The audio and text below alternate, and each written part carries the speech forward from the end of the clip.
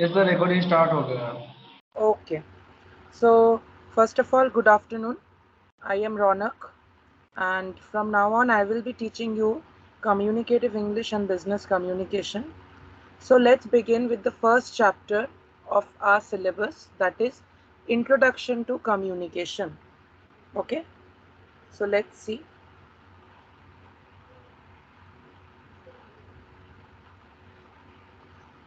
When we hear about communication, सबसे पहले दिमाग में क्या आता है कि कम्युनिकेशन है क्या चीज़? What is this communication? So we can say communication is a process of exchanging information, ideas, thoughts, feelings, and emotions through speech, signal, writing, or behavior. इसका मतलब कम्युनिकेशन एक ऐसा प्रोसेस है जिसमें हम लोग इंफॉर्मेशन, आइडियाज़, थॉट्स, अपने feelings और इमोशंस अपने बातों के through, that is speech, signals के थ्रू, इशारा करके, राइटिंग के थ्रू यानी लिख के, या फिर व्यवहार से यानी बिहेवियर से समझा सकते हैं या एक्सचेंज कर सकते हैं। In communication process a sender को क्या कहा जाता है? एनकोडर, जो कि ब्रैकेट में दिया हुआ है। एनकोडर क्यों? Because the sender encodes the message, यानी मैसेज में जान डालता है, माल मसाला भरता है जिसको बोलते हैं। And then using a medium, यानी किस माध्यम से, मीडियम से या फिर चैनल से, sends it to the receiver. Receiver को क्या कहा जाता है? अगर सेंडर होगा एनकोडर, तो जो डिकोड करेगा यानी रिसीवर, उसको डिकोडर बोलेंगे, जो मैसेज के अंदर के मैसेज को समझेगा और इंटरप्रेट करेगा। And after processing information sends back appropriate feedback और रिप्लाई, यानी क्या बोलते हैं इसको, पूरे मैसेज को समझने के बाद क्या करेगा? रिप्लाई या फिर फीडबैक भेजेगा यूजिंग अ मीडियम और चैनल। फिर से वो एक मीडियम या फिर चैनल से इसको भेजेगा। A communication is supposed to be complete or effective only when the listener responds relevantly and appropriately. Communication supposed to be complete कब होता है? कब complete माना जाता है? जब effective होता है। कब? जब listener जो है, जो कि सुन रहा है, वो respond करता है यानी जवाब देता है appropriately। मतलब appropriately और relevantly मतलब हम अगर आपको पूछ रहे हैं आपका नाम क्या है, आप क्या बोलोगे?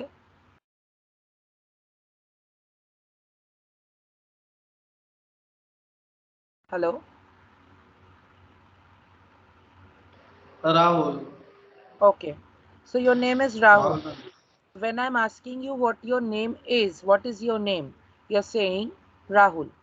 अगर मैंने यही क्वेश्चन किसी को पूछा what is your name and उन्होंने मुझे रिप्लाई दिया यस आई हैड डिनर, तो क्या वो रेलिवेंट होगा? नहीं। नहीं होगा, क्योंकि मैंने क्वेश्चन पूछा कुछ, आंसर आया कुछ और।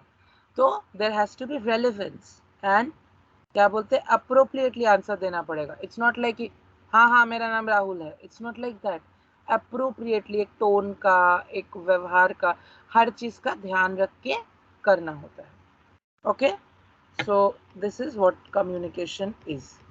नाउ अब देखो, नीचे आ जाते हैं हम लोग टाइप्स ऑफ कम्युनिकेशन में। कम्युनिकेशन दो मेन कैटेगरीज में डिवाइड होती है। Number one, based on communication channels, and number two, based on purpose and style. यानी कम्युनिकेशन के जो दो ब्रॉड कैटेगरीज है जिसमें वो डिवाइड होते हैं, एक किसके बेसिस पे है? कम्युनिकेशन चैनल्स या फिर जो मीडियम यूज करते हैं उसके बेस पे है, उसको बेसिस मान के है।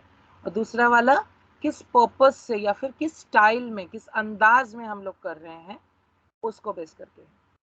अगर हम लोग बोलते हैं कम्युनिकेशन चैनल के बेसिस पे है, तो वो क्या क्या है? Number one, verbal communication, number two, non verbal communication, and number three, visual communication. क्योंकि verbal communication, non verbal communication और विजुअल कम्युनिकेशन कम्युनिकेशन चैनल पे बेस करके होते हैं। और अगर पर्पस या स्टाइल, उसके ऊपर बेस करके हो जाए तो हो जाते हैं formal and informal.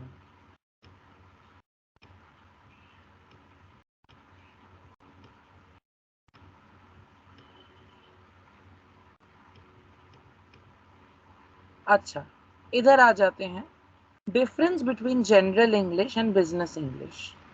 While both kinds of English language as forms of communication, the approach and objectives of these two are widely क्या बोलते sorry of these two widely vary from each other.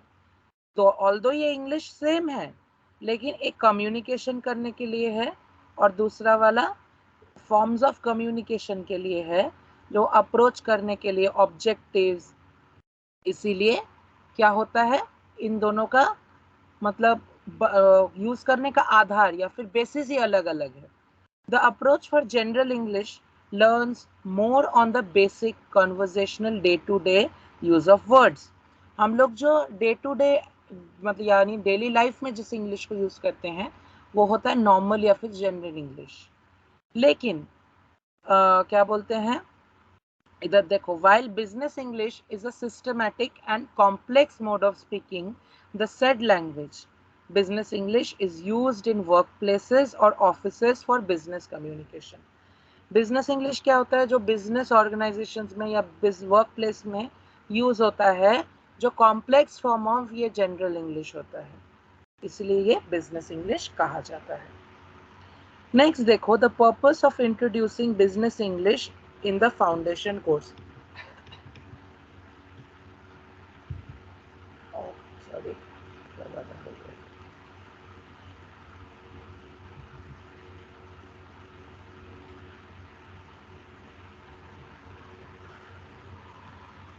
It is to be observed that business English is the language used in the core papers of CA curriculum.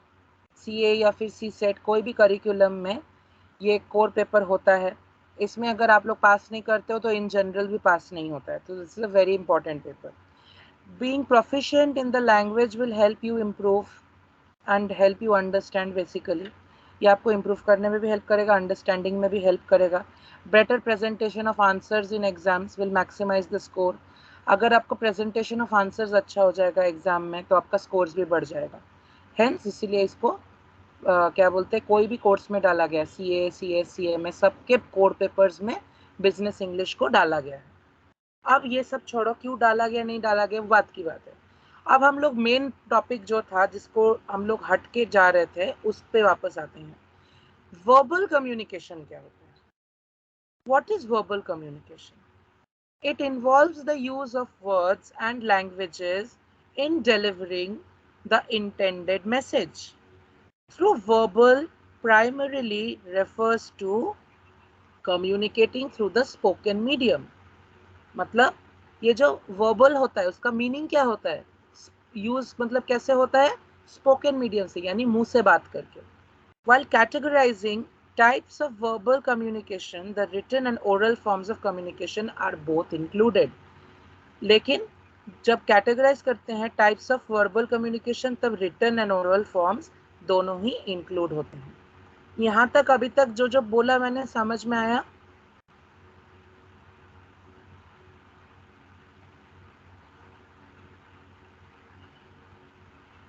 Hello Rahul, can you hear मी?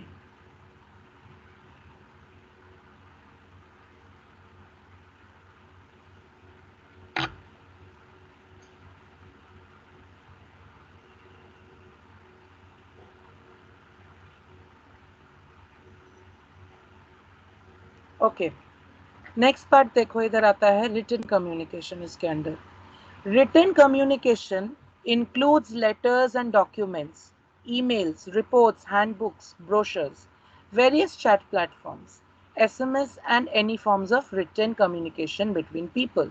यानी written communication में क्या क्या आता है, हम लोगों का क्या बोलते हैं, लेटर्स आते हैं, डॉक्यूमेंट्स आते हैं, ईमेल्स आते हैं, रिपोर्ट्स आते हैं, हैंडबुक्स आते हैं, ब्रोशर्स आते हैं, various type of chat platforms भी आते हैं जैसे कि व्हाट्सएप, मैसेंजर, ये सब चीज़ें भी। SMS is also a part of written communication between people.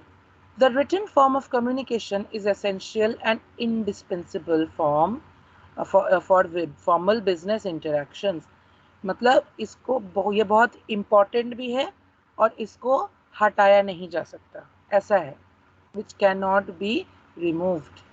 Contacts, memos, press release, formal business proposal, etc. and legal instructions and documentations. ये सब कुछ written communication के अंदर आता है. The effectiveness of written communication depends on the writing style, grammar, vocabulary and clarity.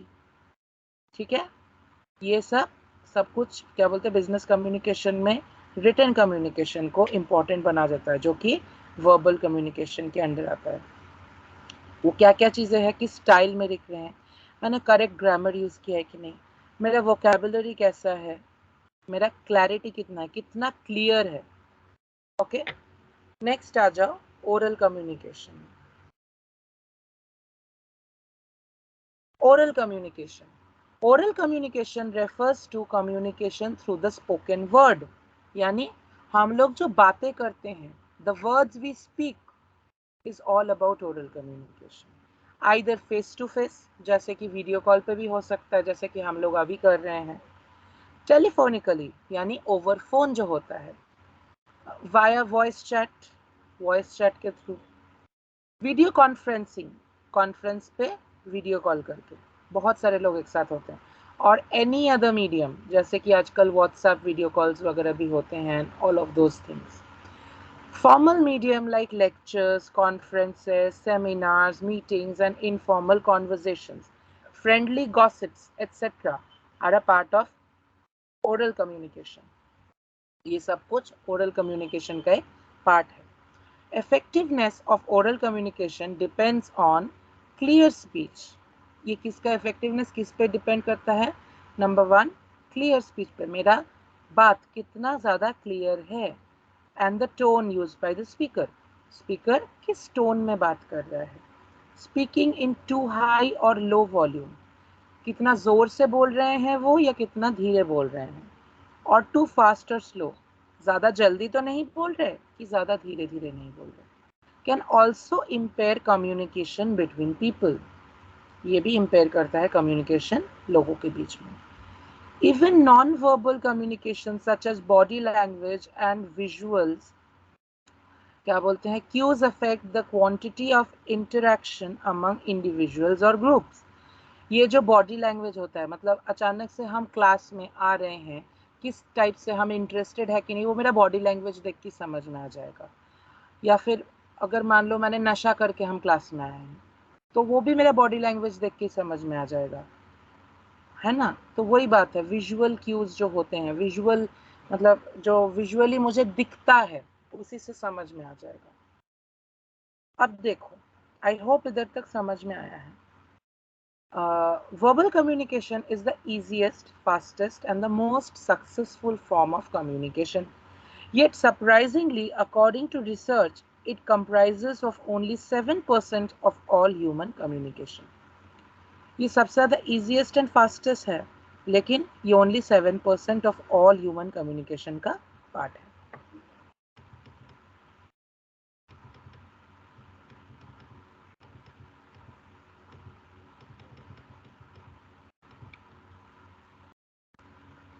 अब देखो essentials of oral communication.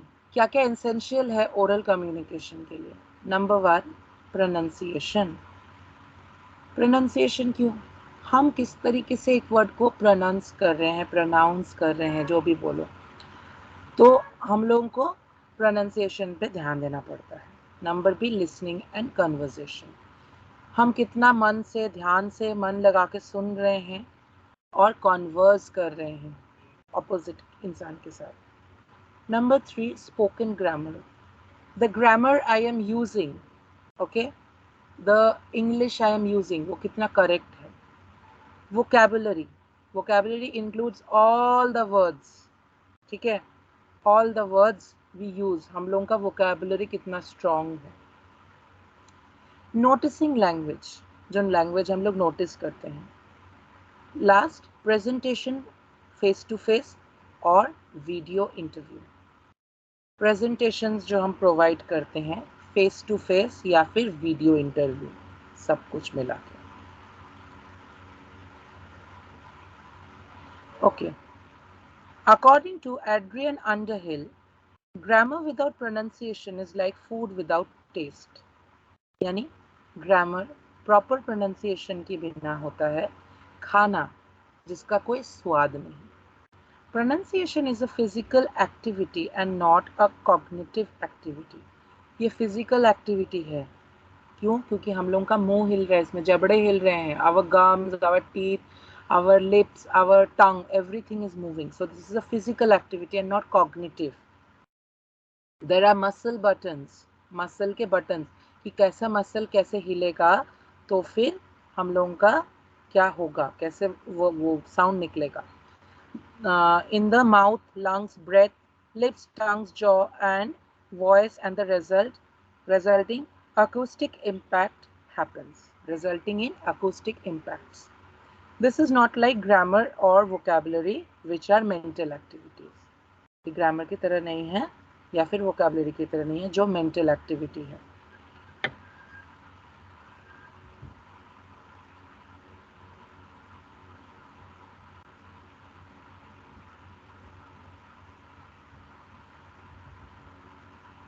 Okay, अब हम लोग इधर पॉइंट बी पे आ रहे हैं। Listen intently to speak well. हम लोग को हमेशा घर में बड़े बुजुर्ग बोलते थे ना बचपन से ही, पहले सुनो फिर बोलो। मन लगा के कान खोल के ध्यान से सुनो और उसके बाद बात करो। A good speaker is one who is a good listener. As listening happens, the mind subconsciously registers the accent, voice modulation, stress, grammar, vocabulary. यानी जो मन लगा के सुनता है वो ही एक अच्छा बात करने वाला यानी स्पीकर बनता है। तो हम लोगों का माइंड जो होता है ना वो सब कुछ रजिस्टर करता है, सब कुछ नोट करता है, किस एक्सेंट में बात कर रहे हैं, हम लोगों का वॉइस मॉड्यूलेशन कैसे कैसे हो रहा है, कितना स्ट्रेस दे रहे हैं हम किस वर्ड पे, किस बात पे, जो ग्रामर बोल रहे हैं उस पे, एंड वोकैबुलरी पे। So listening is an important segment of learning to speak just as a child would do. तो लिसन कर मतलब it is very important for us to listen so that we can speak. It is essential to listen to the best models of the language to improve it naturally. अगर हम लोग ज़्यादा से ज़्यादा सुनेंगे तो फिर वो माइंड में बैठता जाएगा, माइंड में बैठता जाएगा तो नेचुरली हम लोग अच्छा बोलना स्टार्ट करेंगे एक दिन। The more you listen, the better your conversations will get. जितना अच्छे से हम लोग सुनेंगे उतना अच्छा हम लोगों का कॉन्वर्जेशन होगा। Number C, spoken grammar and its role in a conversation. It has to be complete, intelligible, and compelling for the listener to listen, respond, and relevantly and appropriately. मतलब हम लोग जो स्पोकन ग्रामर एज इन हम लोग जो grammar use कर रहे हैं या बोल रहे हैं उसका जो रोल है कॉन्वर्जेशन में, एक बात में, it has to be complete, वो संपूर्ण होना चाहिए। इंटेलिजिबल मतलब इंटेलेक्चुअल बोल सकते हो इसको, मतलब दिमाग, मतलब इंटेलिजेंस यूज किया हुआ बेसिकली। कंपेलिंग मतलब ऐसा होना चाहिए कि वो मुझे मजबूर कर दे सुनने के लिए, compelling. For the listener to listen, जो सुन रहा है उसको सुनने के लिए। Respond and relevantly and appropriately मतलब जो रिस्पॉन्ड करने के लिए रेलिवेंटली और अप्रोप्रिएटली, जैसे कि हम लोग पहले भी देख रहे थे।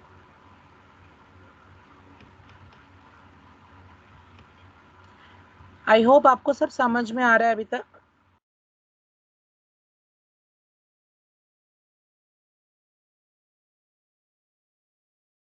Hello Rahul.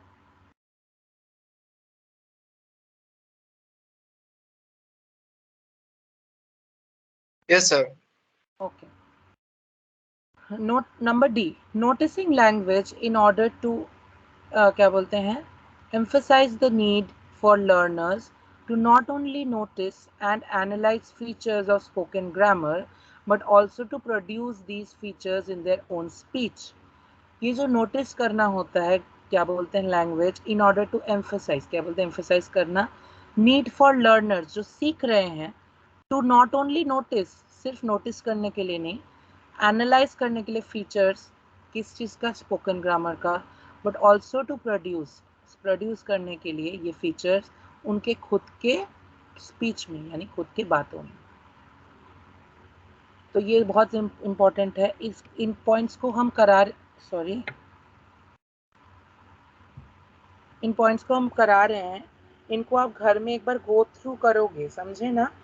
They are very important points and very easily understandable to everyone. So हम जो करा रहे हैं इसको घर में आपको याद से गो थ्रू करना है।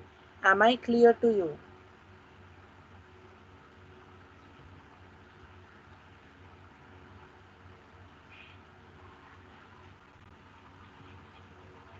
Good afternoon Mrs Banerjee.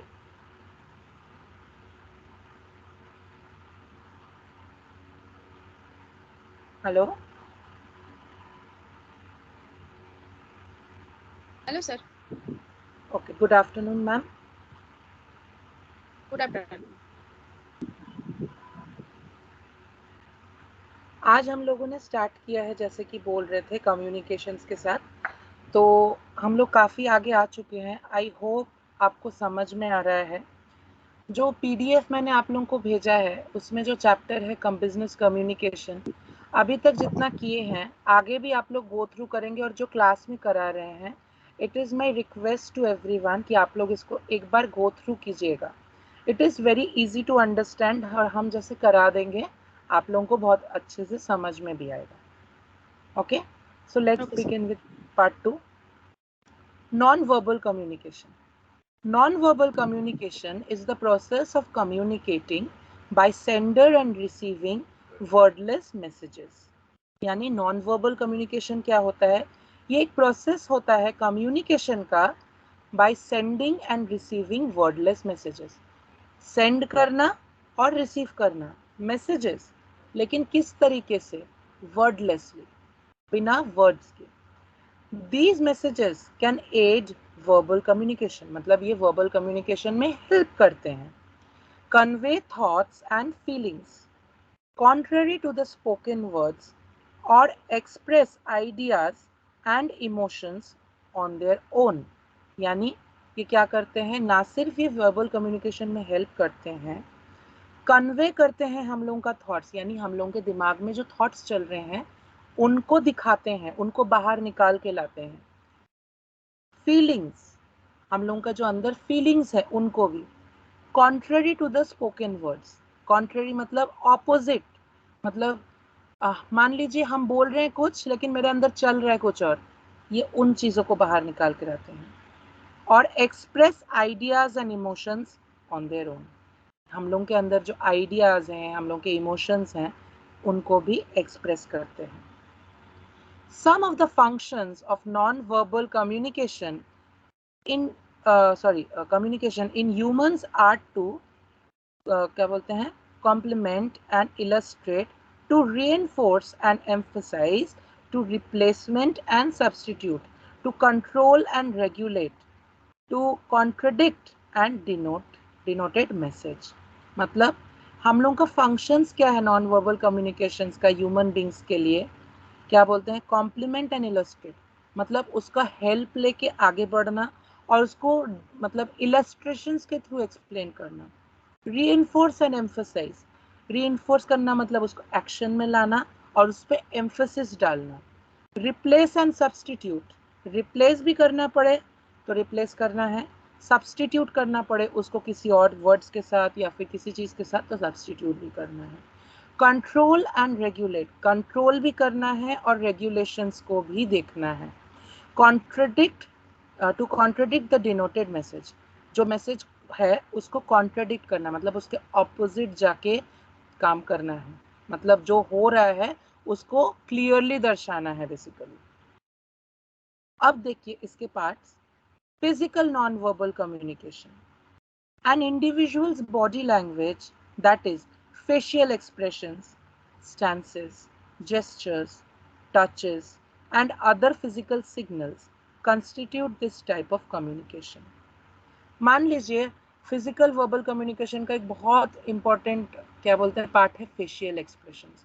अब अगर हम चेहरा ऐसे करके बैठ जाएंगे, मेरे आईब्रोज ऐसे क्रूकेड बना के, ऑब्वियसली आपको समझ में आएगा आई एम एंग्री, या फिर मेरा मूड नहीं है, या फिर क्या बोलते हैं, ऐसे भी बोल सकते हो कि I am annoyed, basically I am irritated.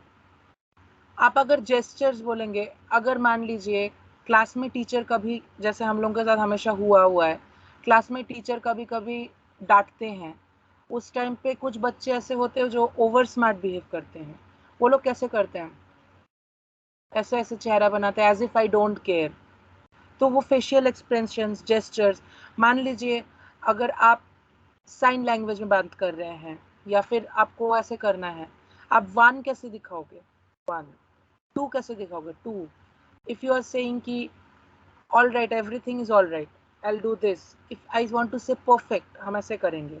सो ये होते हैं जेस्चर्स, टचेस, यानी टच करके समझना. क्या बोलते हैं आपका अदर फिजिकल सिग्नल्स, ये सब कुछ फिजिकल नॉन वर्बल कम्युनिकेशन का पार्ट है. Am I clear? क्या ये समझ में आ रहा है सबको?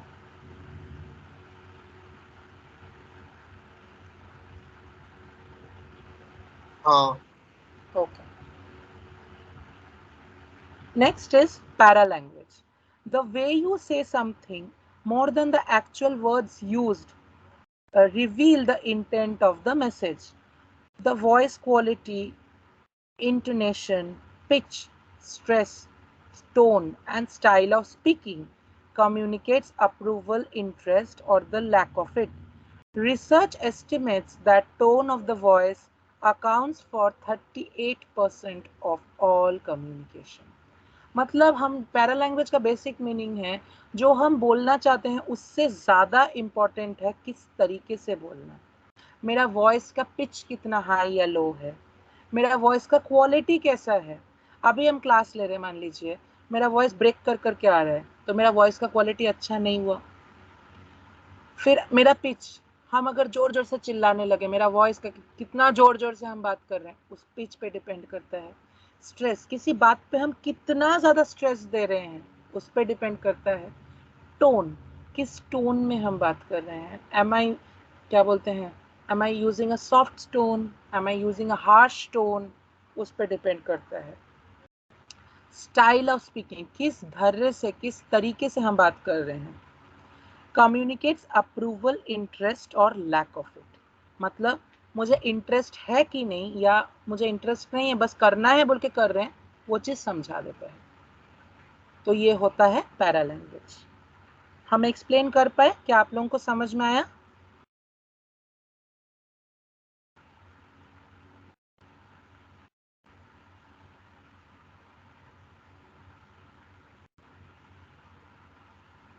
Did you understand?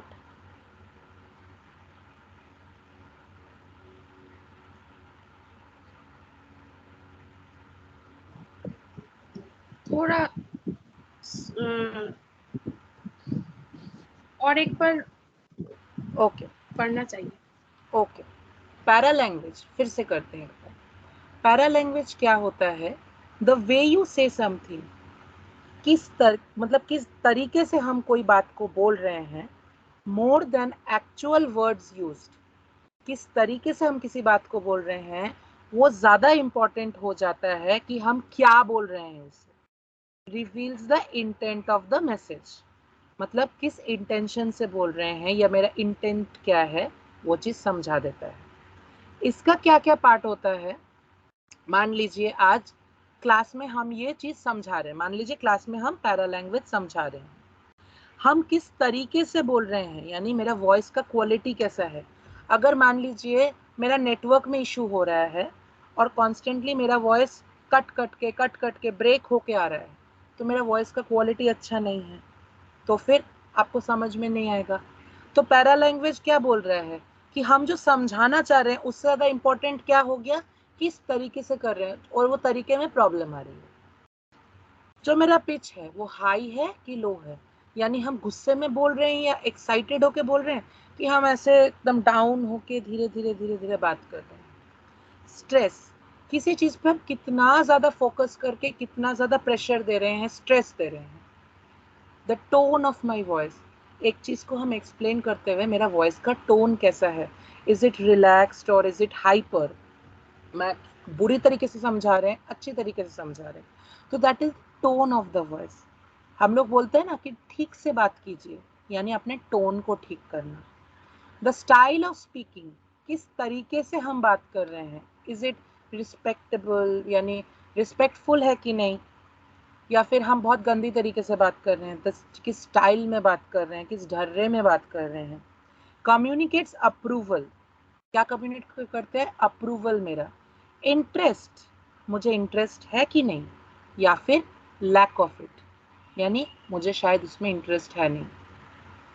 रिसर्च क्या एस्टिमेट करता है, the tone of the voice, tone of voice यानी जिस टोन में हम लोग बात करते हैं, accounts for 38% of all communication. 38% of total 100% अगर कम्युनिकेशन है तो उसमें से 38% टोन ऑफ वॉइस पे डिपेंड होता है, डिपेंड करता है. आप लोगों को समझ में आया? Yes, sir. Okay. Let's move on to the next point, that is aesthetic communication. Okay, aesthetic communication क्या होता है? Art forms such as dancing, painting, sculpture, music, and also means of communication. They distinctly convey the ideas and thoughts of the artist. आप लोगों ने कभी cave paintings वगैरह देखा है, जैसे एलिफेंटा केव्स में है या फिर अजंता एलोरा केव्स में है, सुना है, ऐसा है? हाँ. ओके. तो ये क्या होता है, वो भी एस्थेटिक कम्युनिकेशन का पार्ट है. हम लोग जो अलग अलग डांस फॉर्म्स होते हैं, जैसे कि कई सारे डांस फॉर्म्स होते हैं, जैसे कि भारतनाट्यम में भी है, कथक में भी है, मतलब बहुत सारी चीज़ों में है. ये जो बोलते हैं उसमें उसको मुद्रा बोलते हैं. एवरी मुद्रा हैज अ मीनिंग. तो ये डांस फॉर्म्स है. पेंटिंग्स है, पेंटिंग्स एक आइडिया को, उस टाइम के लोगों को, उस टाइम के लाइफ को, सब कुछ को दर्शाती है, दिखाती है. पेंटिंग, डांसिंग, स्कल्पचर, एक स्कल्पचर, एक मूर्तिकार मूर्ति बना रहा है, उस मूर्ति का क्या इंटेंशन है. हम लोग कोई भी, मान लीजिए जैसे कोलकाता में Durga Puja is very famous, हम लोग जाते हैं, वेरियस टाइप्स ऑफ थीम्स के पूजाज होते हैं, पैंडल्स बनते हैं, तो उधर जो स्कल्पचर्स या आइडल्स बनते हैं, हर स्कल्पचर का एक अपना मीनिंग होता है, एक अपना आइडिया होता है, एक अलग सा क्या बोलते हैं मैसेज होता है उसके पीछे. तो स्कल्पचर. म्यूजिक, जैसे म्यूजिक भी है, हम लोग जो म्यूजिक सुनते हैं, हम लोग कभी रोमांटिक म्यूजिक सुनते हैं, कभी सैड म्यूजिक सुनते हैं, अकॉर्डिंग टू हम लोगों का मूड. तो these are all different parts of communication, इसीलिए इसको एस्थेटिक कम्युनिकेशन में डाला गया है. समझ में आया ये point? Yes, sir. Okay. Next है appearance. Appearance is very important and very easy to understand. क्यों? आज मान लीजिए हम क्लास, हम एक स्टूडेंट हैं, हम क्लास में अगर स्पाइक्स बना के, एकदम रिप्ड जीन्स पहन के, विदाउट अपना स्कूल मतलब क्लास के लिए विदाउट बुक्स या फिर बैग लेके एकदम अच्छे से ड्रेसअप करके आते हैं, do you really think that communicates to the teacher कि ये क्लास करने आया, कि ये टाइम वेस्ट करने आया, कि दूसरों को डिस्टर्ब करने आया? वो अपीयरेंस से ही समझ में आ जाता है. जैसे किसी के मतलब घर में अगर डेथ होती है, वहाँ पे लोग शादी ब्याह के कपड़े पहन के नहीं जाते, जैसे हम लोग वेडिंग में ड्रेसअप होते हैं, उसी तरीके से जब हम लोग स्कूल में जाते हैं तो ऑब्वियसली स्कूल यूनिफॉर्म पहन के जाते हैं, और बाहर के कब मतलब जैसे नॉर्मल क्लोथ्स पहनते हैं या फिर नॉर्मली ड्रेसअप करते हैं वैसे नहीं करते हैं. तो एक अपीयरेंस भी इंसान का बहुत बड़ा पार्ट होता है ये कम्युनिकेट करने के लिए कि वो क्या समझाना चाहते हैं, या फिर what that person has intended to tell you or show you. So this is what appearance is all about. Am I clear? Did you understand? Yes, sir. Okay. Come to number 3, that is visual communication. Visual communication क्या होता है? Visual communication और कुछ नहीं होता है. हम लोगों ने हमेशा देखा है कि पाई चार्ट्स, बार ग्राफ, अलग अलग प्रेजेंटेशंस जो होते हैं, जो कि हम लोगों को विजुअली दिखाई देते हैं, या फिर दिखाए जाते हैं। मान लीजिए हम लोग अगर एक बार ग्राफ बनाते हैं या फिर पाई चार्ट बनाते हैं या कुछ भी बनाते हैं जिसमें हम लोग बात करते हैं फॉर एग्जाम्पल पेट्रोल के बारे में।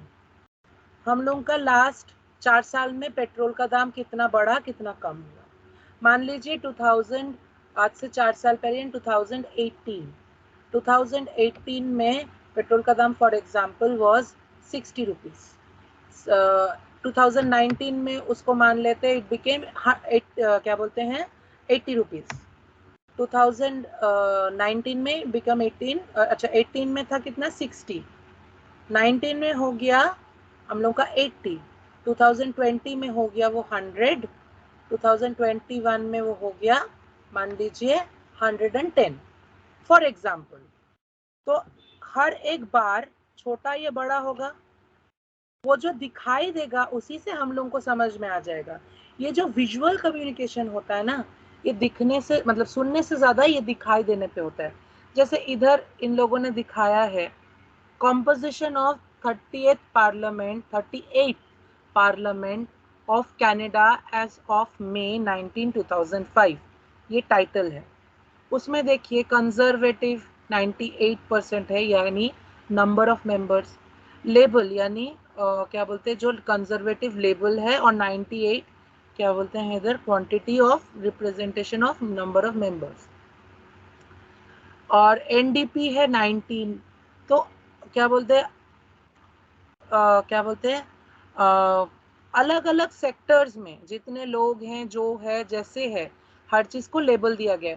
दिस इज क्वाइट क्या बोलते हैं इसको थोड़ा कॉम्प्लेक्स ही मानेंगे, उसको अगर हम लोग इजी ढंग से माने, इसी चीज को मान लीजिए अगर हम composition of different gases in the air मान ले, तो सबसे ज्यादा पार्ट ये ब्लू वाला जो सबसे ज्यादा पार्ट है इसको हम लोग नाइट्रोजन देते हैं 78%, उससे कम हम लोग ऑक्सीजन को देते हैं 21%, उससे कम हम लोग कार्बन डाइऑक्साइड को देते हैं एंड अदर गैसेस को देते हैं।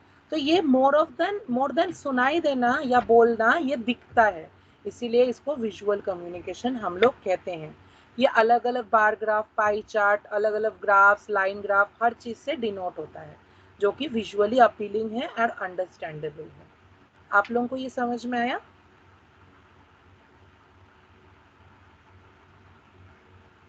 Yes sir. ओके, हम लोग नीचे आते हैं फॉर्मल एंड इनफॉर्मल कम्युनिकेशन में। Number 1, formal communication. Formal communication, both oral and written, follows certain rules, principles and conventions in conveying the message. यानी formal communication में both oral and written होता है। इसमें क्या follow होते हैं? Certain rules and regulations follow होते हैं, principles and conventions follow होते हैं message को convey करने के लिए। The hierarchy in the organization has to be followed. जो हायरार्की है ऑर्गेनाइजेशन में, ऊपर से नीचे, नीचे से ऊपर, जैसे भी है उसको फॉलो किया जाता है। Formal format, style and language have to be used. Formal format जो स्टाइल है और लैंग्वेज है उसको यूज किया जाता है। इसके अब 3 पार्ट्स हैं। Number 1 vertical, number 2 horizontal and number 3 diagonal. Vertical यानी top to bottom and bottom to top. इसका मैंने एक किया था, हम देखते हैं है कि नहीं।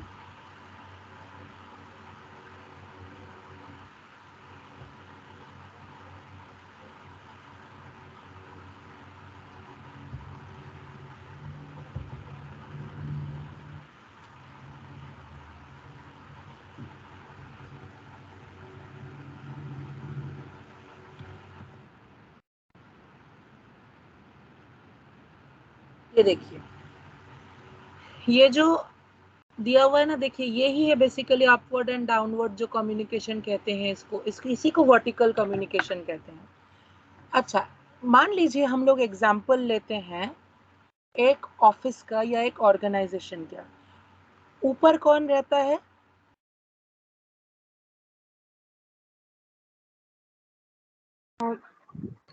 सीनियर और बॉस।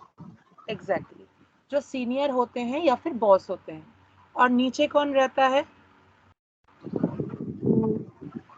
जूनियर। जूनियर होते हैं या फिर जो लोग वर्कर्स होते हैं जो नीचे काम करते हैं, सबऑर्डिनेट्स या फिर जूनियर्स। तो बॉस का क्या काम होता है? बॉस का काम होता है उन लोगों को काम देना, यानी ऑर्डर्स देना एंड काम उनसे लेना। एंड जूनियर का क्या काम होता है? उनको काम देना एंड उसके साथ जो उनको प्रॉब्लम्स होती है अपनी कंप्लेंट्स देना। तो इसीलिए इसको वर्टिकल कम्युनिकेशन कहा जाता है, ऊपर से नीचे और नीचे से ऊपर। Hence it is vertical communication. ये ड्रॉ करके ज्यादा इजी नहीं हो जाता है? Yes, sir. Okay. So this is what is vertical communication all about. Next आ जाते हैं horizontal communication. ये होता है हॉरिजॉन्टल कम्युनिकेशन। एक ऑफिस में बहुत सारे डिपार्टमेंट्स होते हैं। हम लोग फॉर एग्जांपल ले लेते हैं production department and sales department. ये दोनों ही डिपार्टमेंट अलग हैं लेकिन इंटरलिंक्ड है, क्योंकि इन दोनों के बेसिस पे ऑफिस चल रहा है। अगर प्रोडक्शन होगा नहीं तो सेल्स होगा क्या? अगर सेल्स होगा नहीं तो प्रोडक्शन करके फायदा क्या है? मान लीजिए मेरा कंपनी पेन्स बनाता है, ठीक है, मेरा काम है पेन बेचने का। तो मेरे प्रोडक्शन डिपार्टमेंट को पेन बनाना पड़ेगा और मेरे सेल्स डिपार्टमेंट को पेन को बेचना पड़ेगा। अगर प्रोडक्शन डिपार्टमेंट पेन बनाता नहीं है तो सेल्स डिपार्टमेंट बेचेगा क्या? और अगर सेल्स डिपार्टमेंट पेन बेचता नहीं है तो प्रोडक्शन करके फायदा क्या हो रहा है? Am I right? तो इन दोनों के बीच में जैसे कम्युनिकेशन होता है, सेल्स डिपार्टमेंट बोलता है मुझे प्रोडक्शन और ज्यादा चाहिए, मेरा सेल ज्यादा हो रहा है, या बोलता है कि मेरा सेल कम हो रहा है, प्रोडक्शन कम करो। और प्रोडक्शन डिपार्टमेंट सेल डिपार्टमेंट को बोलता है कि हम बहुत ज़्यादा प्रोड्यूस किए, तुम सेल जल्दी जल्दी करो, या मेरा प्रोडक्शन ज़्यादा नहीं हो पा रहा है, तुम सेल कम कम करो, दाम बढ़ा दो। तो ये जो कम्युनिकेशन होता है उसको हॉरिजॉन्टल कम्युनिकेशन भी कहा जाता है। इंटर डिपार्टमेंट भी कह सकते हैं, हॉरिजॉन्टल भी कह सकते हैं, यानी एक लेवल पे जो कम्युनिकेशन होता है, ठीक है। So this is horizontal communication and diagonal communication. Ma'am ये आपको समझ में आ रहा है?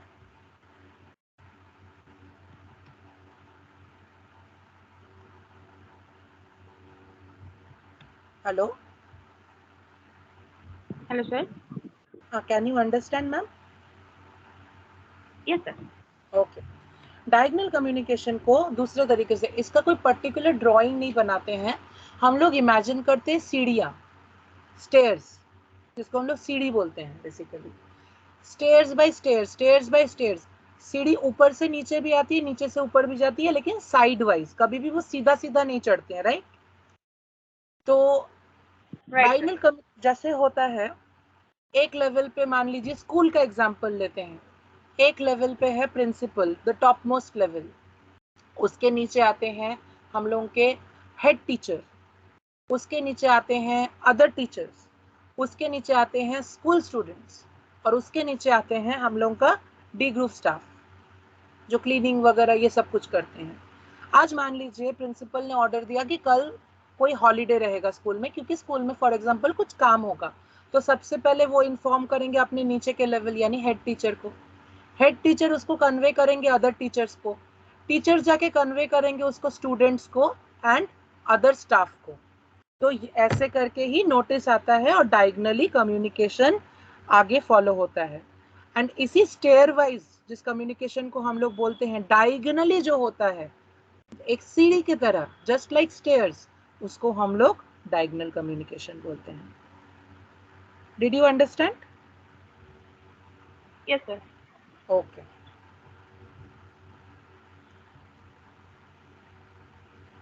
नेक्स्ट आ जाते हैं informal communication. Informal communication is the casual और friendly and unofficial communication. Basically जो दोस्तों में होता है, या फिर आउटसाइड ऑफिस होता है, या फिर अनऑफिशियल जो चीज होती है। It is spontaneous conversation and exchange of information between two or more persons without conforming to the prescribed official rules, processes, systems, formalities and chain of command. यानी अनऑफिशियल जो कम्युनिकेशन होता है दो लोगों के बीच में या दो से ज़्यादा लोगों के बीच में, जैसे दोस्तों के बीच में होता है, गॉसिप भी हो सकता है, फ्रेंडली टॉक भी हो सकता है, एनीथिंग, उसको हम लोग इनफॉर्मल कम्युनिकेशन में बोलते हैं या मानते हैं।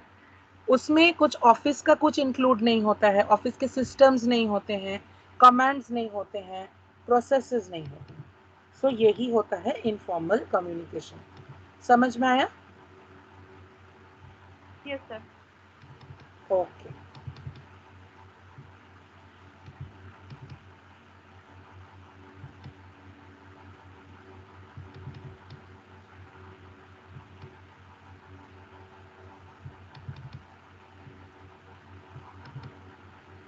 ओके, आज हम लोग इस क्या चैप्टर का फर्स्ट पार्ट कंप्लीट कर चुके हैं।